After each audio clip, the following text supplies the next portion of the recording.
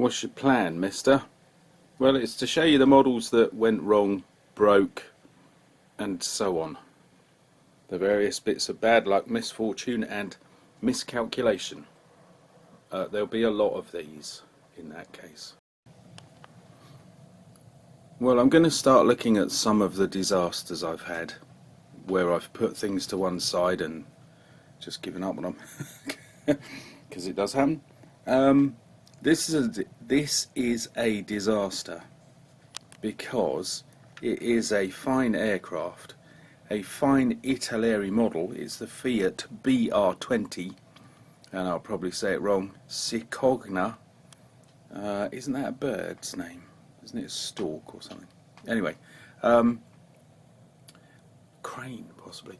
Here it is, and it's done, and it was a great model, but not 1 second of footage of it being built has survived the computer meltdown many years ago.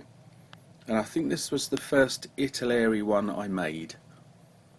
So all in all, it's a great shame. I'm quite pleased with the blooming paintwork as well. Anyway, that was it.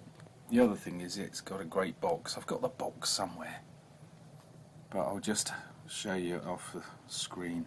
That isn't coming up very well, but look at that. One of those real old time bits of artwork. And the interesting thing is, you haven't got the whole of the aircraft like splat in the middle. You've just got the nose and then another one in the distance and another one further back. There's a bit of style there. I was just tempted by the box alone. Anyway, there's this aircraft. What a beauty. So I don't know, maybe one day I'll buy another and have a go. It was really simple, all went together, not a single problem anywhere. And I lost the film. Never mind. Now we're going to have a look at one that's fallen apart tragically.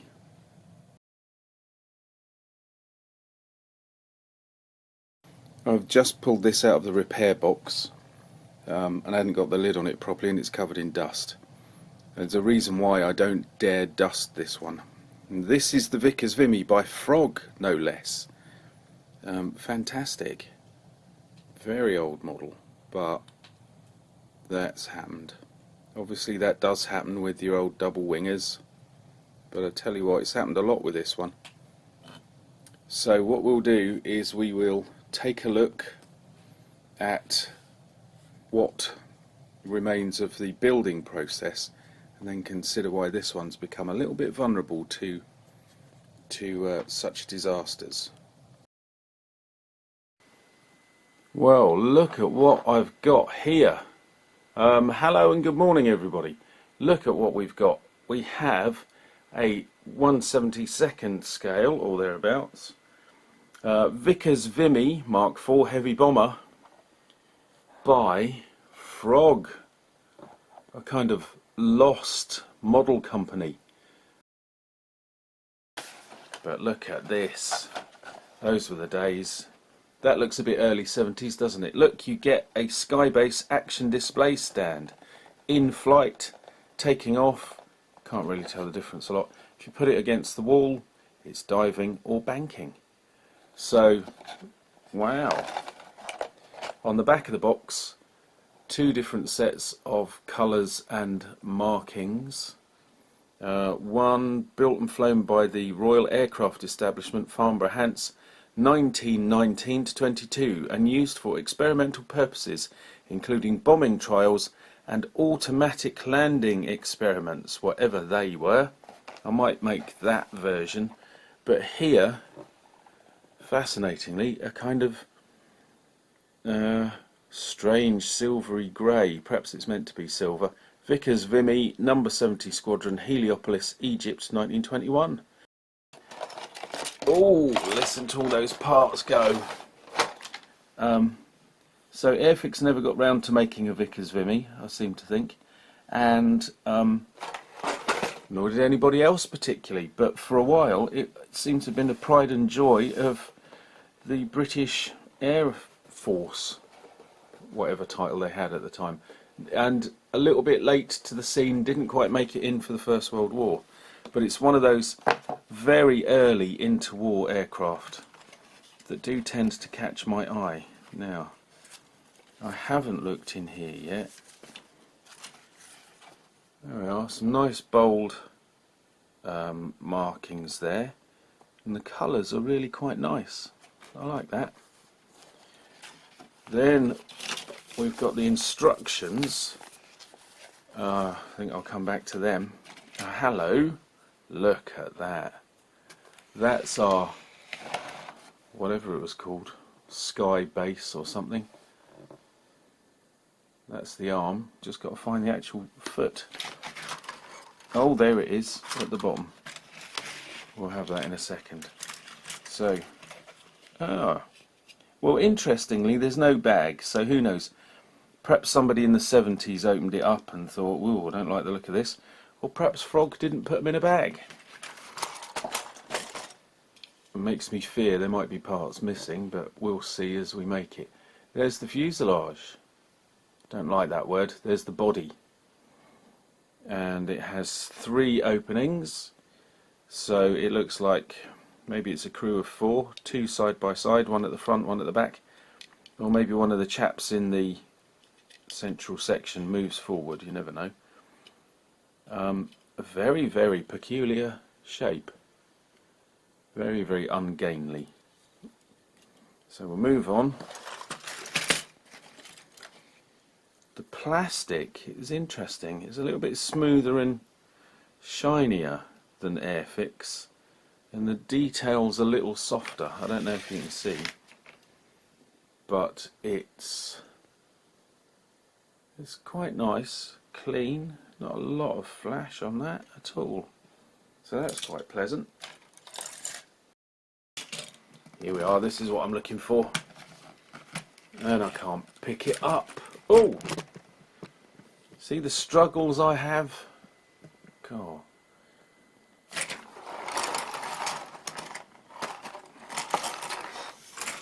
Not the first time I've knocked the camera over, is it? Let's face it. Right. So that will sit in there in sort of, I suppose it's up to you which way round it goes, according to what you want it to do. That piece obviously sits in the aircraft, then pops on there, and gives you a lot of flexibility. And I just noticed, oh dear, I just noticed, I love this, little hole to screw it in your bedroom wall. Your parents all love you. Just what the house needed. Plastic kit screwed to the wall. So they look alright, don't they? I think it will be easy enough to get on with this model. Oh look! Top 10 model tips. Can we see that? I might need to adjust the camera at some point, mightn't I? So we've got all of our base, fit base to wall with double-sided self-adhesive pad provided, or with screw. There we are, we've even got the self-adhesive pad. And then we've got some, that self-adhesive pad's small, but never mind. Then we've got the top 10 modelling tips.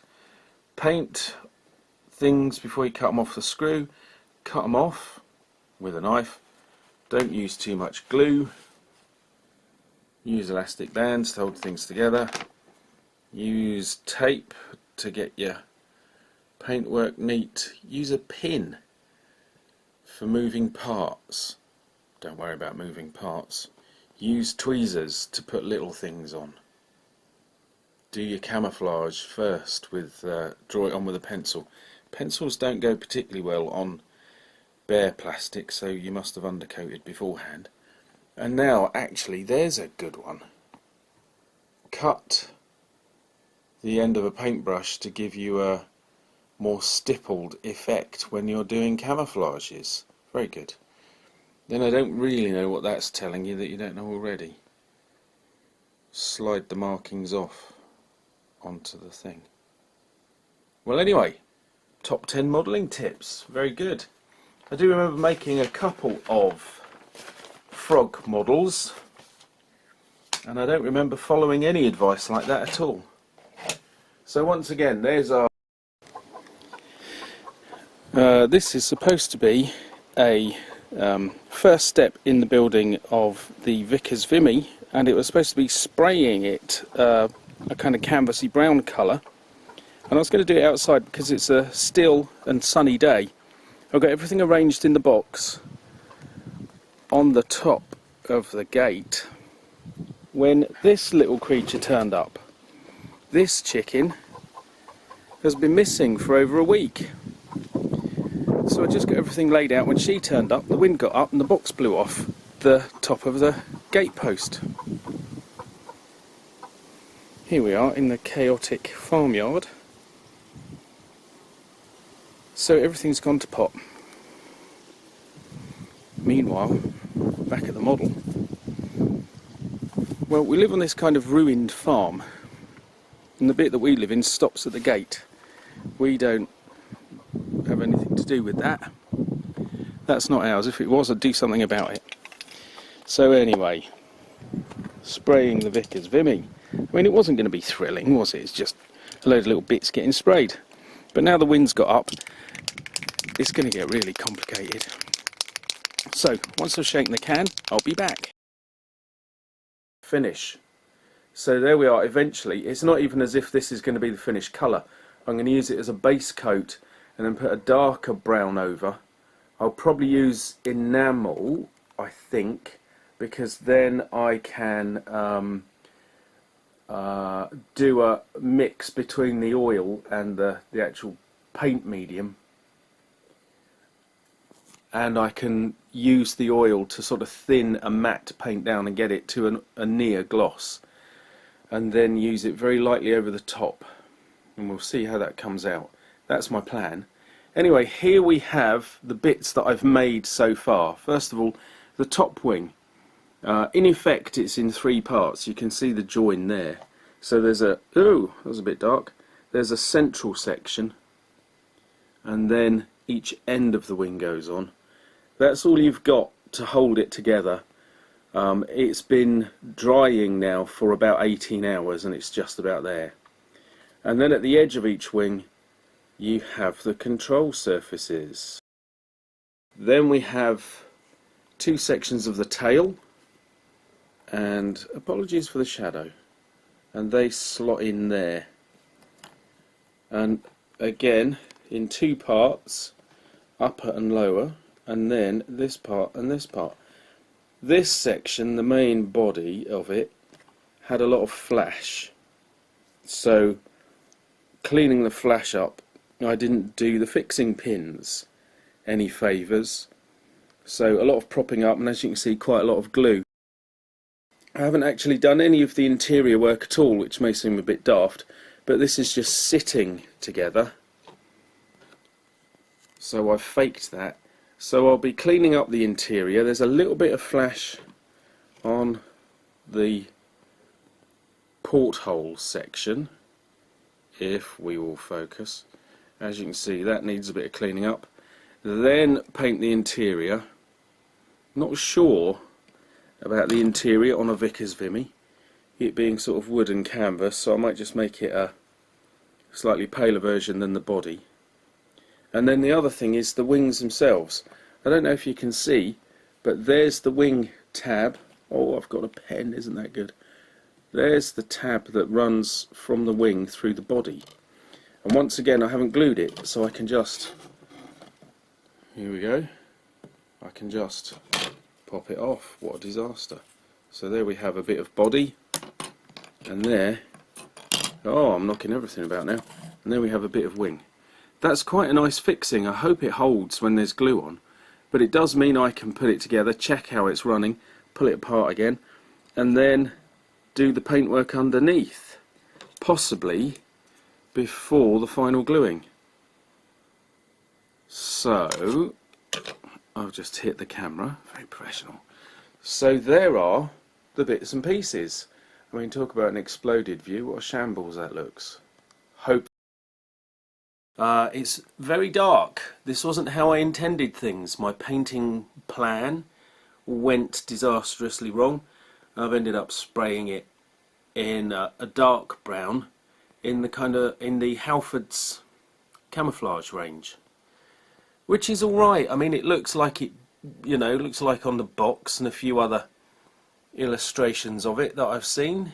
So, I'd have preferred it if my version had worked, but it didn't, which often happens with experiments that I do. And I just thought I'd show it in this form before I add anything else on, because it's always interesting to see a biplane as a monoplane, kind of almost like a look into the future.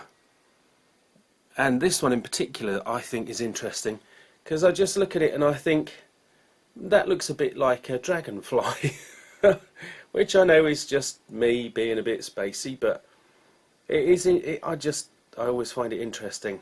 You get an other side to a monoplane when you see it without that upper wing. So there it is. We're about halfway through. 3 little figures in there.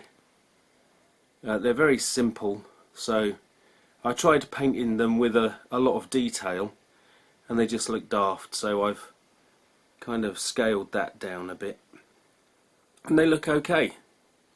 So I suppose the next step is to add the bits and pieces around them, guns and that kind of thing, and then get the struts and the engines on. I'll be back when I've done that, and I'm sure I will be an absolute wreck afterwards, because that's the really tough stuff. So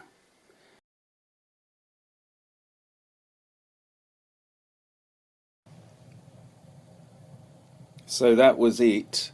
It was a lovely build actually. Getting the wings on is always difficult, particularly when there's this many struts. Look at all the stuff between the engines, you can just about see it in this light. I don't think I will ever dare to put any of the cabling between the struts. There's just tons of it. Never mind. Now the reason why we have such this is about the 4th time the top wings come off this one, and I worked it out eventually. It is an old model. The mould wasn't the most refined, and so one of the positives of this model is the fact that the plastic's thick and sturdy, so you really feel like you've built something good. But when you move this model around, even gently by hand, you build up just a wee bit of momentum, and so when you stop moving it, the top wing wants to fling itself off spontaneously. And this really is, I'm holding it here, this really is a very thick and very heavy piece of plastic. So it has this permanent issue. The obvious answer is don't move it around, but obviously I've been moving it around because I wanted to make a film about it, so I ruined it in the process. So I don't know. Well, yeah, I will repair it, but it looks... I actually think it looks quite good like that. I've been taking it on and off, haven't I? And I just keep looking at it thinking, wow, you get a really good impression of this. Somebody else, some other company, please build a decent Vickers Vimy, and then we can build on with the top wing off and use this one for design display purposes. But anyway, there we are with an old and trusty model of the Vickers Vimy. I also made a Frog ME110, and the tail came off and dropped down the back of the massive chest of drawers, which only gets moved about once every 5 years for a good clean up and to upset the spiders. And we're nowhere near that 5-year site. I think I just moved it. Oh, anyway, there we go.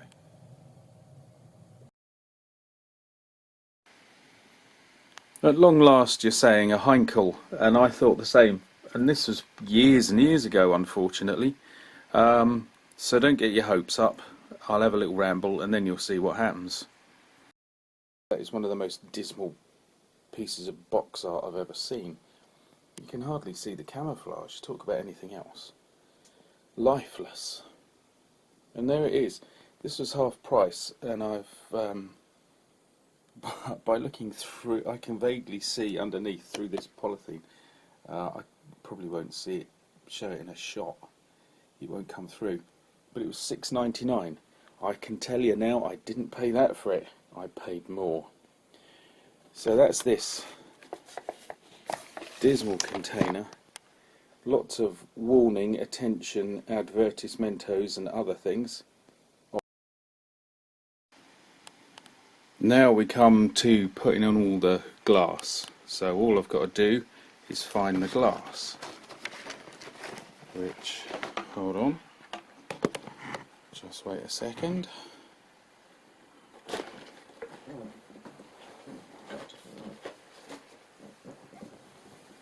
Where's the glass? Glass isn't where it's meant to be. Where's the glass? What have I done with the glass? I've lost the glass.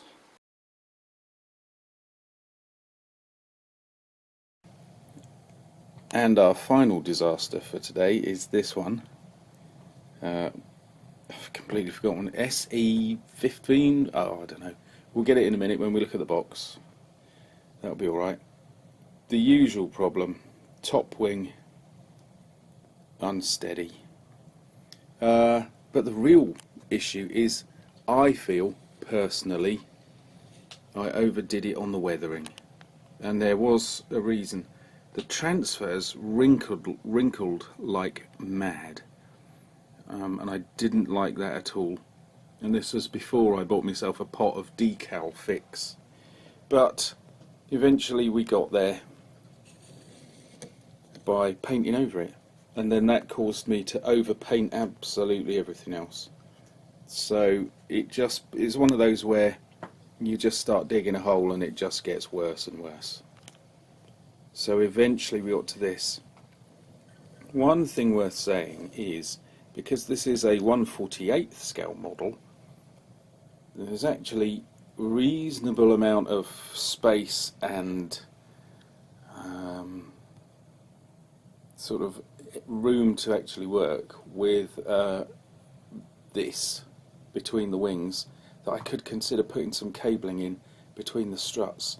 How about that? If I'm ever going to do it, it's going to be on this one. So hence, I'm building up the nerve, and I'm not securing the top wing properly, because I might just pop it off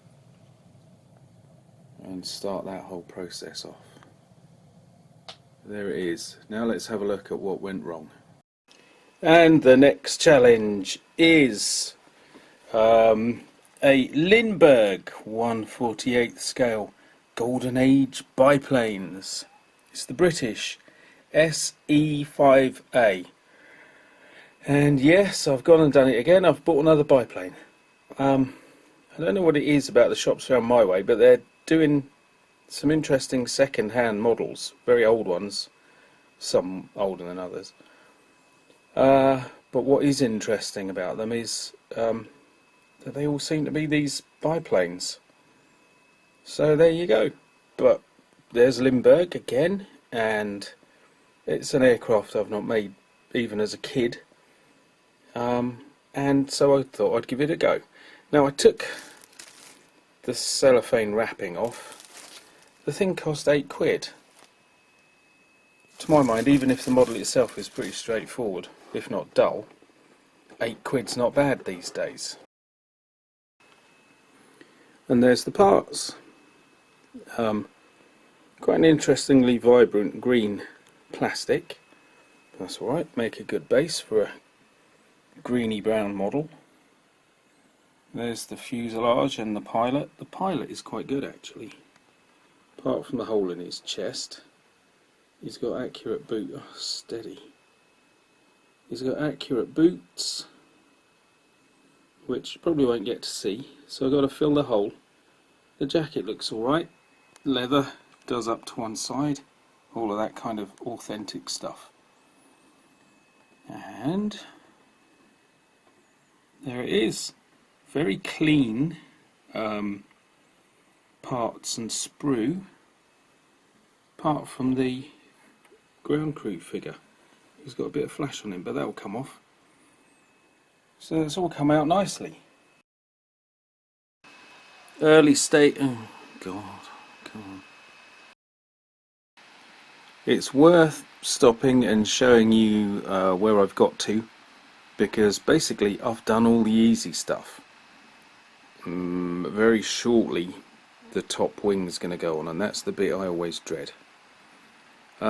It's also at this point that I think I need to do some touching up on the paintwork and possibly bring the painted surfaces to life a bit.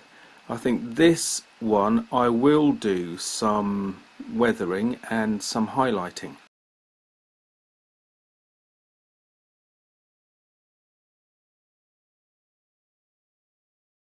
So in the end, here's our little aircraft, and it's, let's put it this way, it's a superb model.